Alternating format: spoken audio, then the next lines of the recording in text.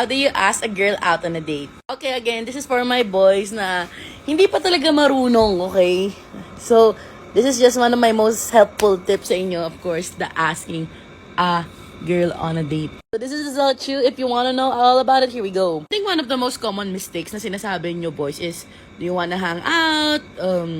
Do you wanna join? Those are the things na sinasabi nyo sa mga tropa nyo. Uy, pre, gusto mo ba hangout tayo? Gusto mo ba tumambay ka dito? Boys, wag kasi kayong gagamit ng line na sasabihin nyo sa tropa nyo or sa friends nyo. Kasi tandaan nyo, itong girl na to, you want her to be, pwedeng a potential love interest. So, don't address her as someone na tropa na, uy, tambay ka dito, gusto mo? Uy, hangout ka dito. Instead of saying that, sabihin mo na, you're free this Saturday, I would love to take you out on a date.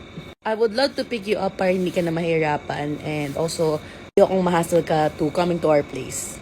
Gets nyo ba? Maging direct kayo, maging sweet kayo, maging gentleman kayo. And I trust you, the girl would really appreciate that kind of language. Tandaan nyo, ba ang language nyo sa babae versus sa friends nyo. Pangalawa is, totoo lang, plan the dates. The first dates, I don't suggest nagmuha ng mga activities na mahihirap. So mag-date kayo na may food and just coffee. Food para ma-fill up yung tiyan nyo and then pwede kapag gusto mo pa talaga siya kasama, ayayin mo siya mag-coffee or drinks. Pwede yun. Mas maganda, mas mahaba yung time. But I really suggest boys, go for nice food or nice place. Save up, okay? Just go, please pay for the date. Huwag mo na siya bigyan ng hassle na, let's split the bill. Oh my God, no. Save up. At least malalaman, oh my God, he appreciates me so much. Ganyan. Alam mo yun, basics na yan. Pangatlo is, huwag kayong inconsistent, boys.